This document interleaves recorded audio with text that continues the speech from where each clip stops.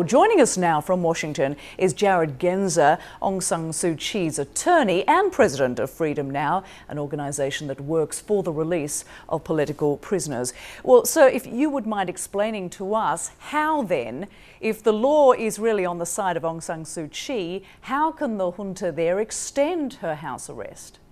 Well, I think that unfortunately, rule of law is not exactly the forte of the Burmese junta.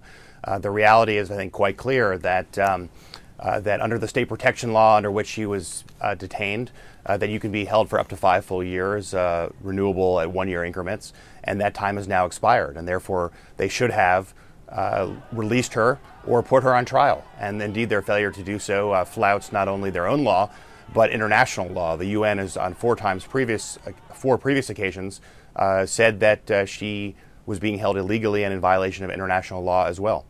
Well, as Suu Kyi's lawyer then, what are you planning to do to end her long, nearly 18 years of house arrest? Well, not surprisingly, her case is much more than a pure legal question. It involves, obviously, politics and the ultimate question of whether or not the Burmese junta will ever be persuaded to honor the 1990 election results, where the National League for Democracy and its allies, that's her political party, won more than 80% of the vote, actually 18 years ago today. And so I think that the United Nations needs to play a critical role, as does the UN Security Council, in forcing the junta to the table to engage in a process of national reconciliation.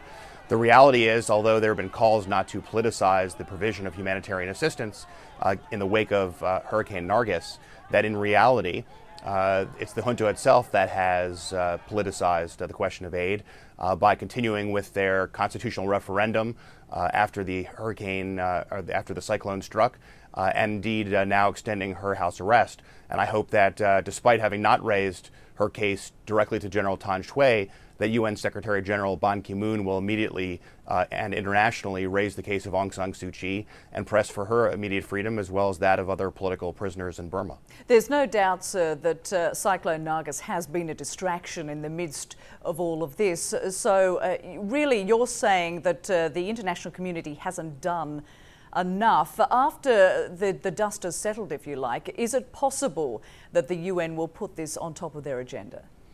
I very much hope it will, because I think that it's a fundamental mistake to believe that that if you address the problems of the humanitarian aid required for the victims of the cyclone, that you will alleviate the suffering of the Burmese people. The reality is that the suffering of the Burmese people has been going on far longer than prior to this cyclone. Indeed, prior to the cyclone striking, of the 2.4 million victims severely affected, of whom 40% are believed to be children, almost a third of those children had some degree of malnourishment, according to UNICEF. And so as a result, really, addressing the victims of the cyclone is really only a short-term fix. In the long term, in order to alleviate the suffering of the Burmese people, we need to have a restoration of democracy. We need to see accountability and transparency in government and all of the things that this military dictatorship, despite all the natural resources of the country, have actually squandered and spent on their own self-aggrandizement. If Aung San Suu Kyi were released tomorrow, in reality, how big a threat is she really to the military junta there? Well, I think to them, they view her as a huge threat. I mean, it's amazing that this diminutive woman who has won the Nobel Peace Prize has become a world icon. And it's indeed only because of how she's been treated by the military dictatorship that she has been viewed that way. Ultimately, she's very popular among the people. More than 80% of the people, as I mentioned, supported her political party and their allies in the 1990 elections. And I think that her house arrest only extends her international renown and sympathy for the suffering of the Burmese people. So I think that they view her as a major threat.